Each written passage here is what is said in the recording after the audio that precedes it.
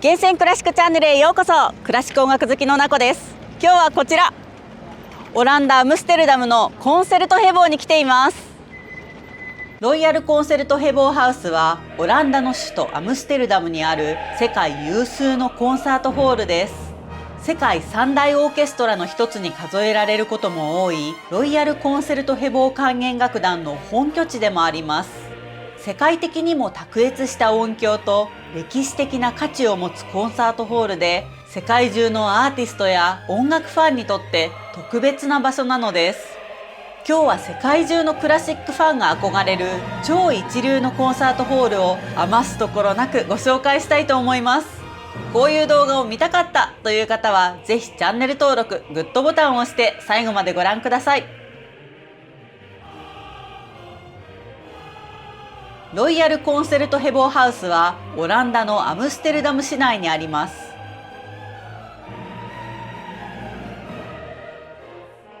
アムステルダム中央駅からトラムで1本とアクセスも便利です。ロイヤルコンセルトヘボーハウスはご覧のように格調高く美しい外観が特徴です。この建物はウィーン古典主義と言われる様式で作られており、華やかで繊細な美しさを感じられます。建物のてっぺんには黄金の盾事が王冠のように輝いています。この盾事は今ではコンセルトヘボーのロゴになっています。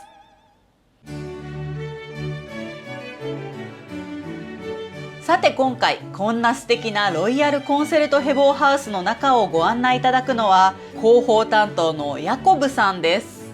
Welcome in the Concertgebouw in Amsterdam. では早速この素敵な建物の中に入りましょう。 Welcome.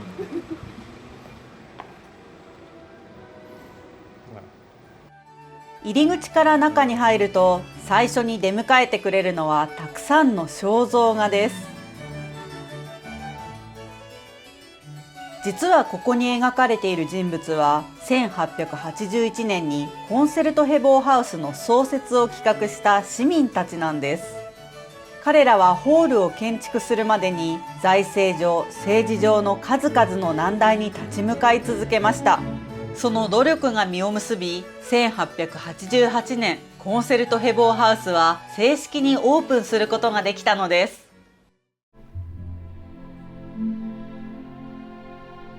そんなコンセルトヘボーハウスが世界有数のホールに数えられるようになったのは、やはりメインの大ホールの素晴らしさです。それでは圧巻の大ホールをご紹介しましょう。ご覧ください。息を飲む美しさです。繊細な彫刻が映える白い壁は天井まで続き、大きなシャンデリアが輝いています。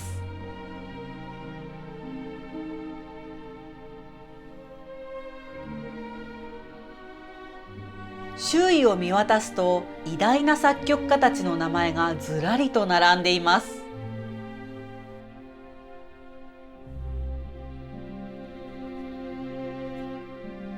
ちなみに貴賓席となることが多いのがこのマーラーの席です。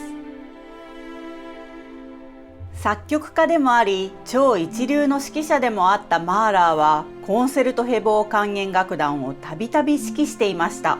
マーラーは第二の音楽的なふるさとをアムステルダムに見つけたと指揮者のメンゲルベルクに書き残しているほど、コンセルトヘボーハウスと絆の深い作曲家の一人なのです。さて少し上に目をやるとコンサートホールでは珍しく窓があり、柔らかい太陽の光がホールを幻想的に包みます。このホールはシューボックス型と言われる形式で靴箱のような長方形をしています。1950席ある座席は上品な深いボルドーのクッションで覆われています。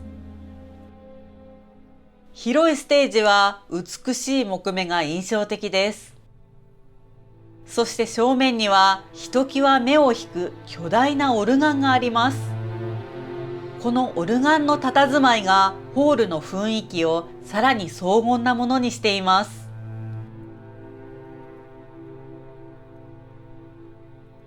ちなみにステージの高さはかなり高く、およそ 1.5 メートルほどでした。そしてステージの脇には階段があります。これは指揮者の道と言われ、マエストロが登場するときに通る階段です。この指揮者の道の上にはバッハのプレートがあります。先ほどのマーラーと同じくバッハも特別な作曲家です。イースターの時期にバッハのマタイ受難曲が毎年演奏されているそうです。ロイヤルコンセルトヘボーハウスにとってもバッハは特に重要な作曲家なんですね。私も指揮者の道を通らせていただきました。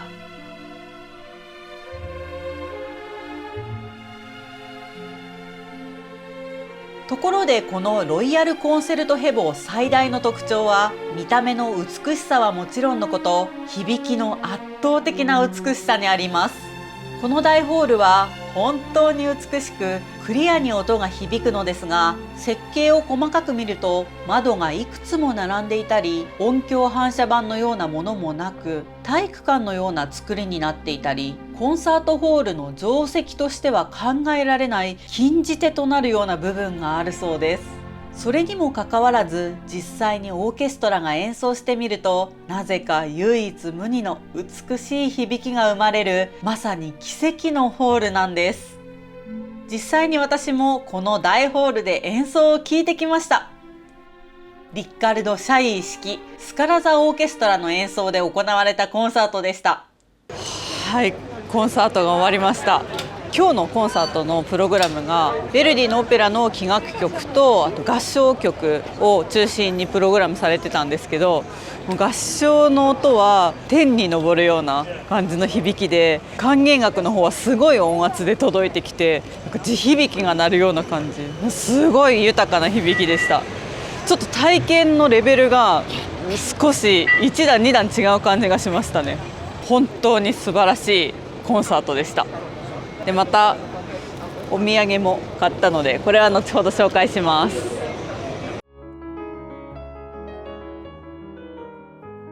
さて、ロイヤルコンセルトヘボーハウスには他にもホールがあります。まずはこちらのクライネザール小ホールです。小ホールといっても、その雰囲気は大ホールと同じく華やかで、美しい彫刻や大きなシャンデリアが特別な空間を演出しています。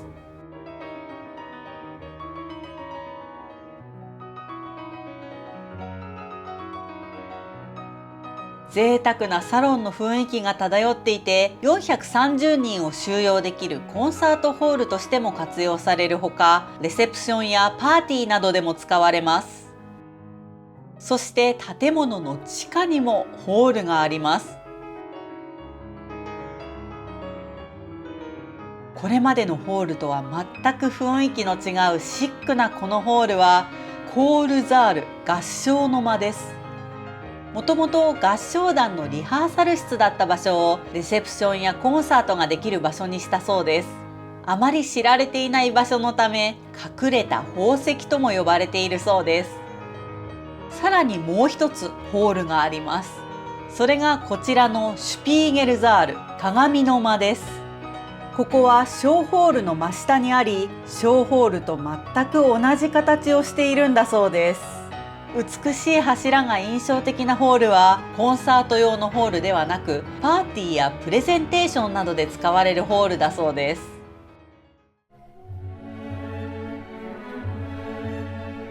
さて、今回ホール以外の特別な場所にもご案内いただきました。それがこちら。ここは VIP 専用の楽屋です。国王や王妃らロイヤルファミリーが来賓として訪れた際にお通しする場所だそうです。壁にはこれまでの歴史を感じられる写真がたくさん並んでいます。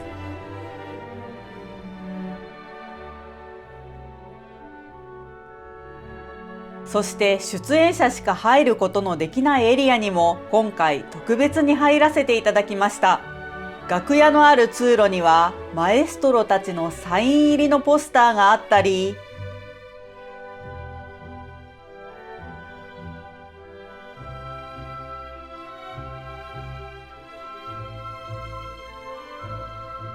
こちらにはマエストロたちの指揮棒やゆかりの品が飾ってあったり、カフェスペースにもサイン入りのポスターがあったり、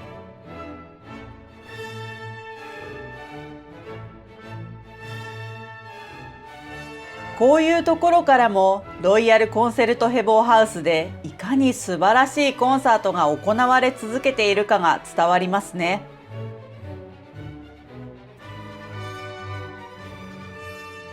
さて、一般のエリアに戻りましょう。ロイヤルコンセルトヘボーハウスにはいくつものホワイエ、バーエリアがあります。最も象徴的なホワイエがこちらのプレインホワイエです。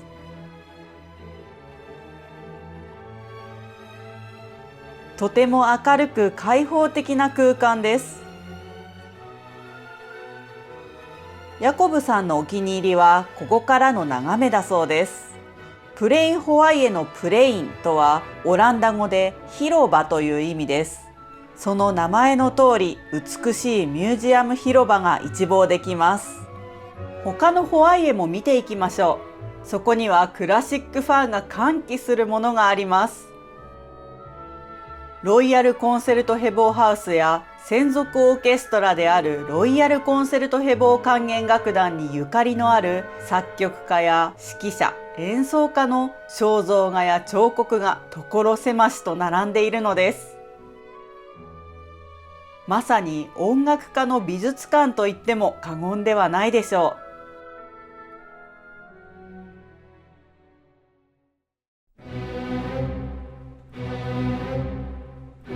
ここでロイヤルコンセルトヘボー管弦楽団についてもご紹介しましょう。ロイヤルコンセルトヘボー管弦楽団は世界三大オーケストラの一つにも数えられる国際的評価の極めて高い超一流のオーケストラです。コンセルトヘボー管弦楽団はホールの完成と同じ1888年に創設され、当時最先端だったマーラーやリヒャルト・シュトラウスなどの楽曲を積極的に取り上げてきました。これまでコンセルトヘボー管弦楽団を率いてきたマエストロの顔ぶれもとても豪華で、ウィレム・メンゲルベルク、エドゥアルト・バン・ベイヌム、ベルナルト・ハイティンク、オイゲン・ヨッフム、リッカルド・シャイ、マリス・ヤンソンすら名だたる巨匠たちが名を連ねています。そんなロイヤルコンセルトヘボー管弦楽団ですが、なんとこの秋2019年以来4年ぶりとなる日本ツアーが開催されます。東京、神奈川、名古屋、京都の4都市5公演が予定されています。演奏プログラムは2種類あります。愛知県芸術劇場コンサートホール、京都コンサートホール、サントリーホールではウェーバーのオペラオベロン序曲、リストのピアノ協奏曲第2番、チャイコフスキーの交響曲第5番が、そしてミューザ川崎シンフォニーホール、文京シビックホール大ホールではビゼーの交響曲第1番、ドボルザークの交響曲第9番、新世界よりが演奏される予定です。指揮者は NHK 交響楽団の首席指揮者としておなじみのファビオ・ルイージ氏です。この最高のタッグを日本で聴ける素晴らしいチャンスです。チケットの購入先は概要欄に記載しています。ぜひこの機会をお見逃しなく。私ももちろん行く予定です。さて、ここでちょっとおまけです。ロイヤルコンセルトヘボーハウスではコンセルトヘボーならではのグッズも買うことができます。私が今回購入したグッズをここで紹介したいと思います。一つがこちら、コンセルトヘボーのマグネットです。これは一つずつこんな感じでセパレートになっています。これがロイヤルコンセルトヘボーハウスの外観を捉えたマグネットです。続いてこちらがコンセルトヘボーのロゴです。こちらの左にあるマグネットは作曲家の名前が書かれたマグネットです。モーツァルト、バッハ、ベートーベン、ブラームス、そしてマーラーと並んでいます。バッハとマーラーはコンセルトヘボーにとっても特別な作曲家とお話ししましたが、こちらのブラームスも人気の高い作曲家だそうです。そしてベートーベンとこのひときわ長いモーツァルト、この2人も音楽史上非常に功績の高い2人なので、このマグネットにラインナップされているのではないかなと思います。そしてこのマグネットよく見ていただくと、先ほど大ホールでご紹介した作曲家のプレート、あれを模しているんですね。実は私マグネットグッズってあまりこれまで買ったことがなかったんですけれども、これはちょっと可愛くてですね、小さいし薄型なのでついつい手に取ってしまいました。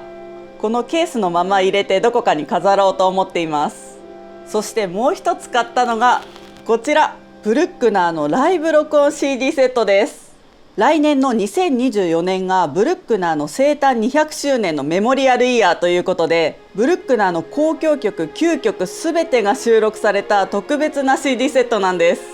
見た目もこのようにものすごく可愛いんですけど、これはもう中身も最高なんです。これは過去ロイヤルコンセルトヘボーハウスでロイヤルコンセルトヘボー管弦楽団が演奏したライブ録音なんです。しかも歴代の超有名指揮者とのコラボレーションが聴ける名盤揃いなんです。まず交響曲第1番はベルナルド・ハイティンク1972年の録音です。続いて交響曲第2番リッカルド・シャイの1990年の録音です。交響曲第3番はクルト・ザンデルリングの1996年の録音。交響曲第4番ロマンティックという愛称で人気のこちらはクラウス・テンシュテットの1982年の録音。続いて交響曲第5番はオイゲン・ヨッフムの1986年の録音。そして交響曲第6番は比較的新しい録音でマリス・ヤンソンスの2012年の録音です。そしてまだまだあります。交響曲第7番はベルナルト・ハイティンクの2006年の録音。そして私の一押しの交響曲第8番はズービンメータの2005年の録音。そして未完に終わったブルックナー最後の交響曲第9番はリッカルド・シャイ1996年の録音です。こんな具合でメモリアルイヤーに合わせて歴史的な名演を聴けるというのはいいですよね。いかがでしたか？今日の動画が良かった、またこういう動画が見たいと思った方はぜひグッドボタンで教えてください。厳選クラシックチャンネルではクラシックをもっと身近にをモットーに毎週金曜日夜8時クラシック音楽を楽しむ入り口になるような動画を配信しています。有名な作曲家の人生と代表作、クラシック音楽の歴史の流れ、オーケストラ楽団演奏家の紹介や有名曲の解説をしています。クラシックに興味がある、クラシックにもっと詳しくなりたいという方はぜひチャンネル登録をして一緒にクラシック音楽のある生活を楽しみましょう。それではまた次の動画でお会いしましょう。ブラービー。